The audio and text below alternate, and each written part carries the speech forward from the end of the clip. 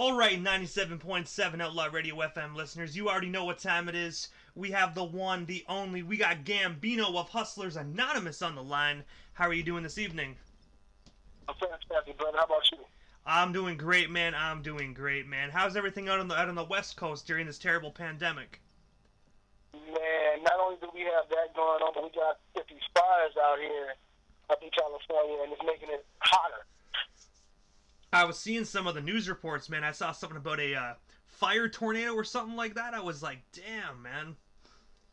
Yeah, from something about fire, tornado, and someone else said that because of the landscape is so dry, we had some lightning storms about 2 or 3 days ago, and it hit, and that sparked up some of these fires too.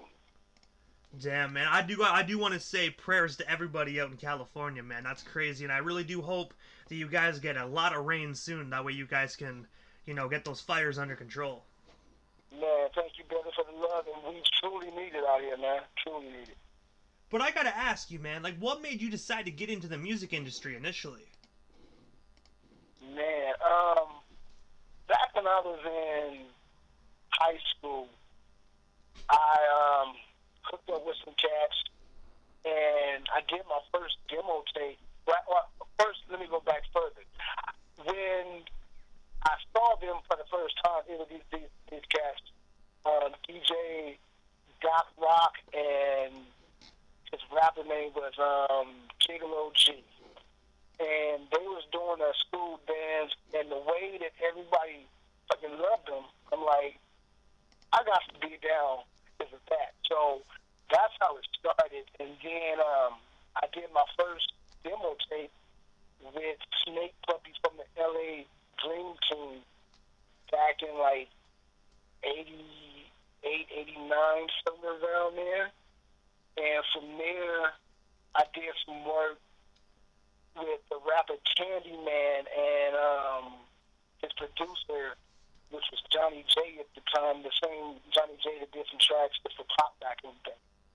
And from there, it just kept going and going. I initially hooked up with this clique called New World Mafia, and they got a contract from Mike Conception back in the day. He's like famous out here, and the contract was to do some work on We're All in the Same Game. That little thing is with I think it's Eazy and all of them. But the contract was crap. So me myself got inside, and I just kept doing my thing from here and there, and then I hooked up with this cat named Big Steve, and from there it's took history. And the one thing I do gotta ask you, like, taking it back to when you said about your demo tape with Snake Puppy, I gotta say, man, I've had the privilege of interviewing Snake Puppy, a phenomenal guy, very nice dude, but I have to ask you, how did you guys get connected? Like, how did you initially meet Snake Puppy? Dude, I have no idea. A friend of mine, I think it was actually the rapper Gigolo G. He knew somebody, and we did a song in Snake Puppy's mom's back room, or it's his grandmother's back room.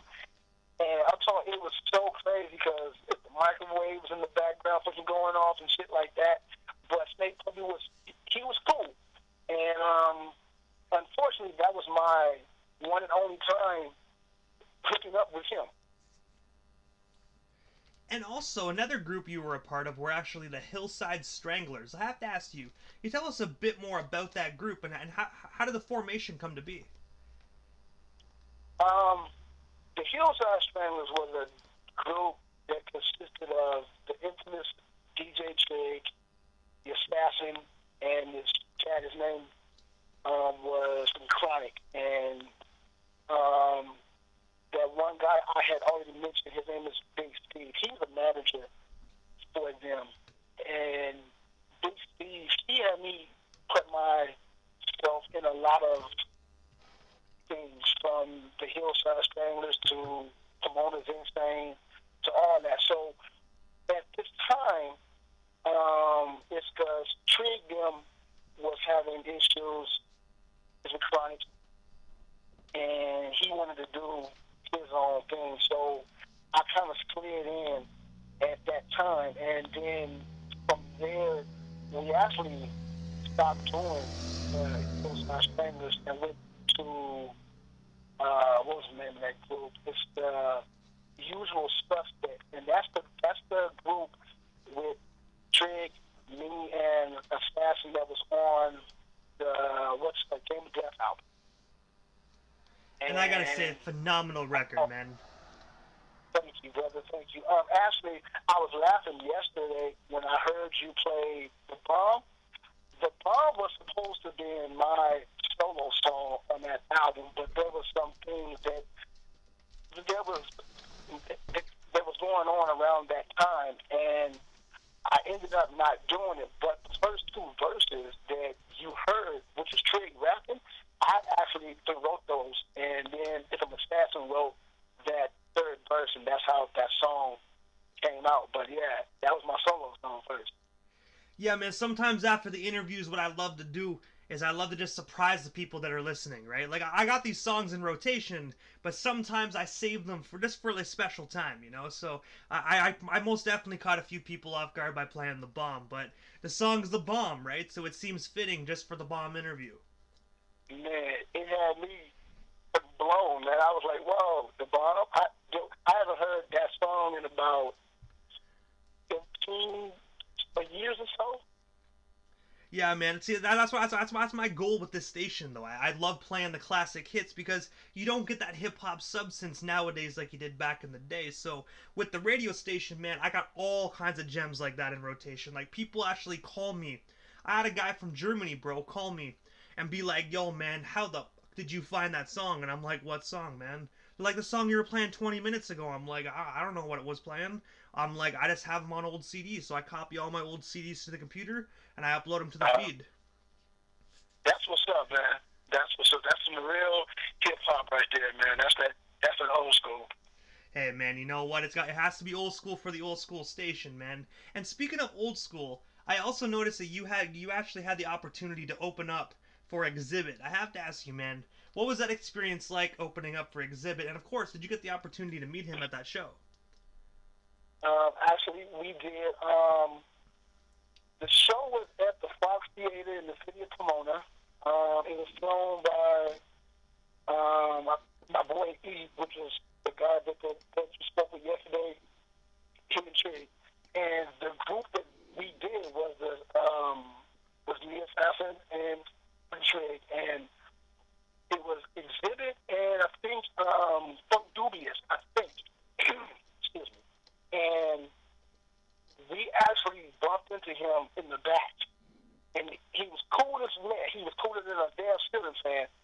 But that night, it was like 200 MCs there. And we was like third or fourth on the bill. And also that same night, we ran into Sugar Free, and it was from Above the Law was there. And we was hanging out. This was like everybody just in the back room and stuff. And it was just great, man. It was great. Hey, man, you can't go wrong with Exhibit. I'm going to tell you that for a fact, man. Especially Sugar Free. It sounded like it was one hell of a phenomenal concert. It was. It was awesome. As a matter of fact, it was one of my favorite shows ever. And I have to ask you, man, going back to the DJ Triggs stuff, how did you and DJ Triggs meet? Because I know what he was telling me during the interview yesterday evening that, you know, you guys have a history far beyond Hustlers Anonymous. Yes. Triggs went to school with my godbrother Phil. And I had moved to the city of Pomona, just from LA, and Phil was already out there. And he was like, yo, I'm going to try to find you somebody that can do you some tracks or whatever. So we ran into the homie Big Steve. And Big Steve, like I said, he was a manager for everybody up in the IE. at that time or in that little area. And he was like, yeah, I got this guy. He do tracks. His name is Triggs. He's a promoter, this, and that. And he used to go by some other name, but I guess that other name, because my brother knew that name. And so, when my brother, he just looked at me and she was like, I got this, don't worry about it. I said, all right. So, the very next day, we end up at this spot in Pomona called Samo's. It's like an old hamburger stand on the south side, and everybody eats there, whatever. And me and him sitting there, and then fucking Triggs shows up. And Triggs is like, yo, whatever you want, I got. He said, no charge, no nothing. Whatever you want, I got. At that time, my rap name was Chocolate Top. And Triggs came up with some dope tracks back there for me, and that's when I actually started doing songs with him and the Hillside Stranglers. And from there, me and Triggs just got extra close, extra tight. Like any project he was working on, he would like, hey, yo, Jam, do you want to be a part of this? Dude, if it's music, I'm down with it no matter what. You feel me? So that's how it was. So yeah, that's how we did it. And also, you guys went on to be members of the Hustlers Anonymous, which honestly, in my opinion, it's far more than just a rap group, man. It's kind of like a giant clan, man. But I gotta ask you, man, what's the story behind Hustlers Anonymous, and what made yourself and DJ Triggs actually decide to start up that group? All right. Before that thing started, I was down with Triggs and it's the Honest Cooks. And we signed a contract with Bounty Hunter Records. And the contract was for 7 albums for 7 years. Well, me and the CEO of that label, we was cool at first, and then we started to fucking bump heads. I'm talking about really bump heads to where it almost came to me and him swinging blows. So I left.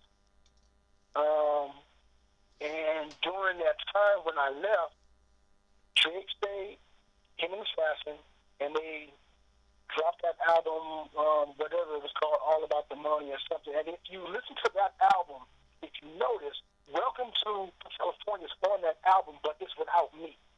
And that's funny because the guy that signed us because of that song. And he took that song from the first album and he put it on that album, put it with me. But he so petty, he pulled me off that album, that song, and he pulled me off of everything else. So, jump 7 years because that's how long it took. I was doing some other stuff here and there, and then I got a call with some Triggs. And Triggs would say, yo, I'm trying to start up something new. He said, because that whole thing with the Honest Cooks and all that, that's done, it's over, it's dead.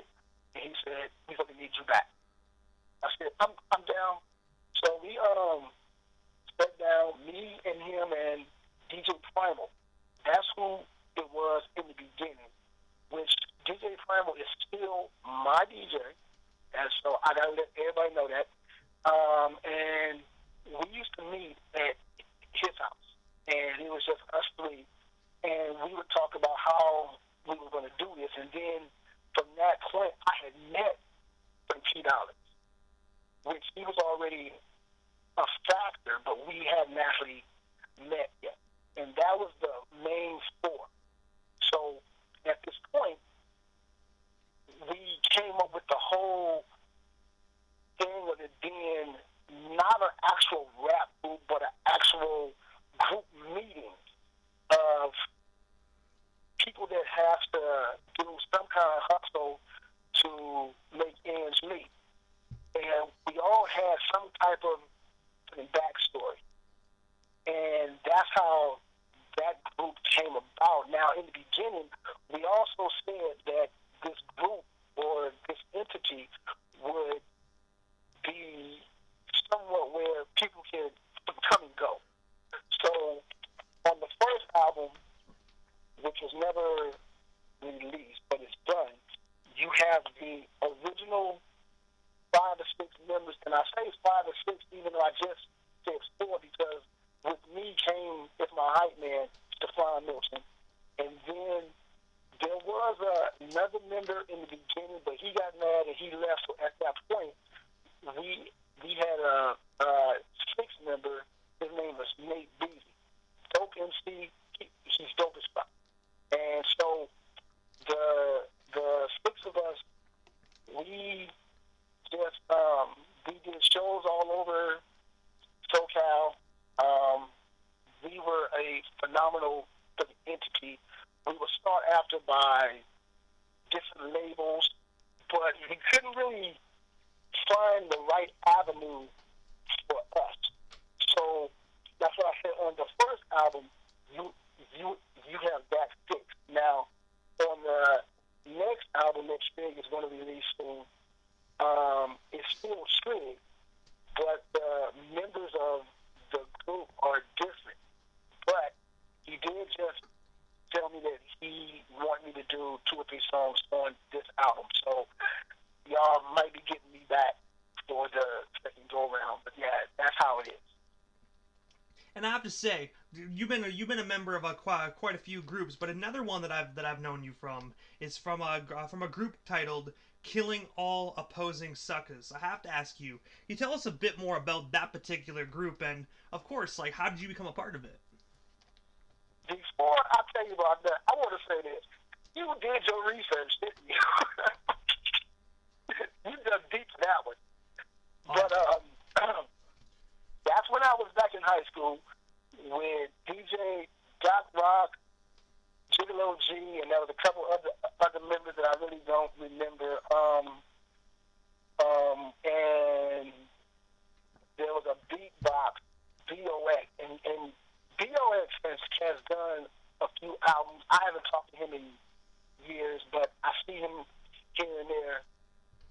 But we was just some hip hop kids who was trying to do it, and that's just what it was back then. We just did the like stuff for the schools, like some dances, for the talent shows, for the pep rallies, stuff like that. But as far as doing actual songs and stuff, we never got that far. We was just there, and we were still trying to find ourselves. Cause like that's back when Doc Rock had the ST 1200. So you know how long ago that was. Oh yeah, the golden days. Yeah. And also, you did some work with Pomona's Insane Empire. I have to ask you, how did you get connected with them? And of course, what was that opportunity like? Pomona's Insane Empire, which stands for PIE, or that's what that stands for. And that was a group that was managed by Big Steve, rest in peace, Big Steve. And like I said, at that time, he managed everybody. So he was like, well look, I got this group here, but it's about 30 to 60 MCs. His exact words was, PIE is like a West Coast for the Wu-Tang Clan. He said, so if you can swing with them, he said, but if not, I got this other group, which is the Hillside Stranglers. So I just went with putting both of them. And I learned a lot from being around the cats just from that clique, because actually the album that was just dropped on me, that came from some of them. So they're my friends. Those are my boys. We did a lot of battles. That was more that style of rap. We would go to the coffee houses and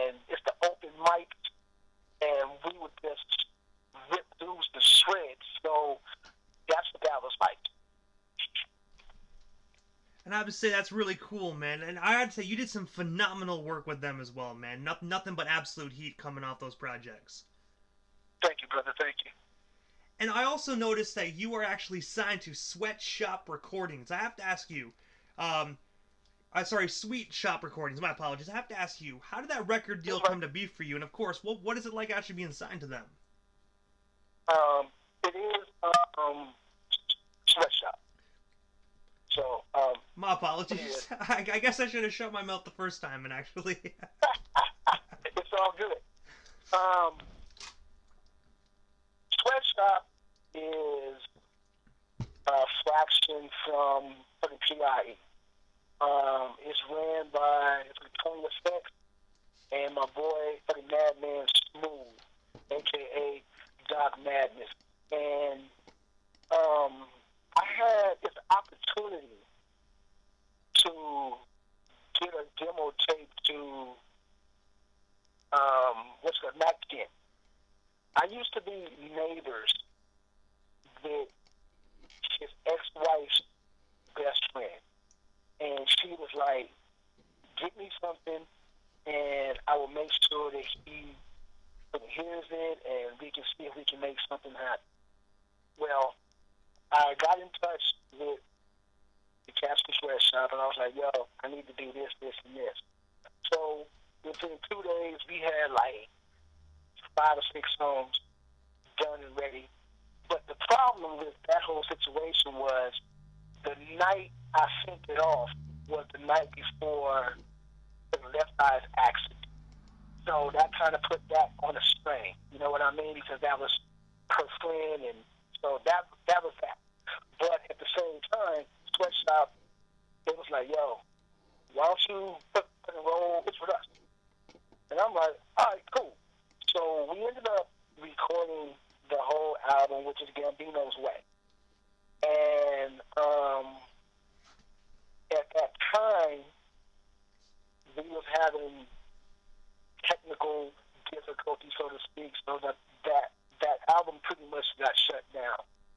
And then from there, that's when I went back to working on the album with H.A. So, but Sweatshop, we did give them a lot of shows. All of their music comes through Demolition Men Productions, DMP, and they are actually back up and running as we speak. We have a whole new crew. July had came and they just released that album, which is Gambinos Way, and they asked me if I wanted to release this my next album with them, and I'm still sure. So we still it's a tight knit thing, and I'm down with them, and I'm down with HA too. And speaking of Gambino's Way, you just released that album July 15th, so not too long ago, man. But I have to ask you, tell our listeners a bit more about that particular record, and of course, where can they buy or stream themselves a copy of your brand new record? Gambino's Way, actually, you can buy it on, I know for a fact, I think iTunes, Amazon, and I want to say Spotify. I'm not sure, but you can stream it on those 3 sites. You can stream it on YouTube. You can stream it. You can Shazam it. I don't know if you can stream it on Shazam. You can stream it on I think it's Tidal. Pretty much most music platforms you can find that for the album. And yes, it was just released July. If you kick back and just sit back and vibe to it, you would get it's an older feel for it because the album actually was done some time ago. But the album still slaps, and I'm very pleased with it. From what I was told, it's doing very well as far as sales and some streams. And that is also thanks to Sweatshop and DMP. It's my boys, it's my specs, and it's my boy Smooth. So that's a good situation for me right now. And I have to ask, do you have any hard copies available for the old school listeners? Not offhand, but I'm pretty sure we can make something happen. I'm not sure just yet, but I do know you can also buy it from CD Baby too. I forgot about that. But I can find out for you. All right, the reason why I'm asking personally, because that's actually a personal question for myself, man, because that album slaps. And I don't mind buying digital, but I'm more of a hard copy guy. Like, if a person says, look, I have hard copies or I got digital, I'm going to go with the CD form. But if I have to go digital, I will. That's why I was asking personally for myself. You know what I mean? So if you have hard copies, I'm most definitely going to slide in your DM and actually snag myself a copy. Well, you know what? I'm going to talk to the people at Sweatshop and with my manager, which is my boy, Victor Garcia, and we'll definitely make something happen for you with the whole inserts and everything.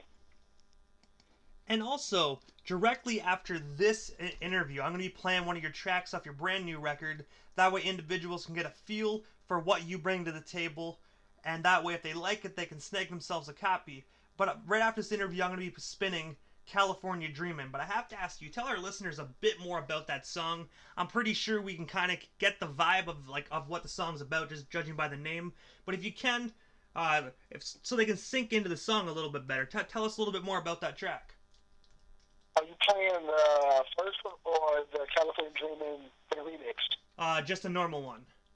The normal one, okay. That was a track that was produced by my boy Effects for Sweatshop and for the Demolition Man production. And it was just, at that time, that's just what was on my heart as far as if the state, if the California was,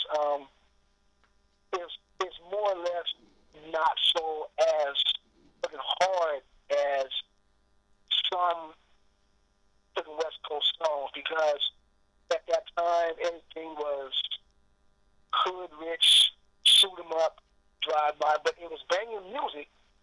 But when I came, I just wanted to put something more it's like a happier side, but still stay somewhat hood. You know what I mean? Oh yeah. So yeah, that's how that song was. But Gambino, I have to ask you this, man. What is next for you? Other than promoting Gambinos Way, is there any other projects, anything that you're currently working on that you would still like to promote? Will we still have you here live on the radio station? Yes, I'm actually working on the next album. The actual name of the album is Lord Have Mercy, and it's produced by my boy. His name is 93 Palm, and he's a dope cat. He's doing 4 songs on the album, and then I'm getting some tracks from the people that's at the DMP, and my boy DJ Primal. He's going to send me 2 or 3 tracks. I'm trying to get some tracks from my boy Triggs, but Triggs is a very, very fucking, like, he's super fucking busy. You know what I mean? So for me to get something from him is going to be hard. But yeah, that's how it's going down. And we're trying to release the album somewhere around the end of this year, because me as an artist, I changed a little bit from the sound that you hear. It's a Gambinos Way. So so with this album that I'm trying to finish up now, it's more of boom bap meets G-funk, if you want to say. So it's gonna be something banging. And so, Gambino, this is the time in the interview that I give a chance for the individual that comes on the radio station. Just a chance to give shoutouts to whomever they want to give shoutouts to. And of course, man, drop them social media handles. That way our listeners can follow you and your up-and-coming projects if they're not already doing so. So,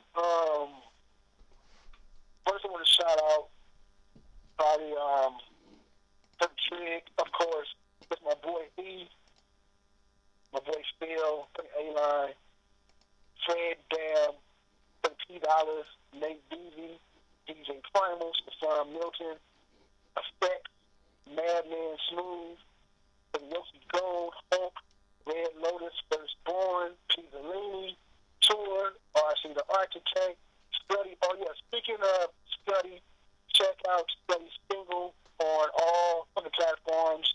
It's called Nina Ross, which is done by the Demolition Men. And of course, for the manager, Victor. And it's my boy for the 93 Farm.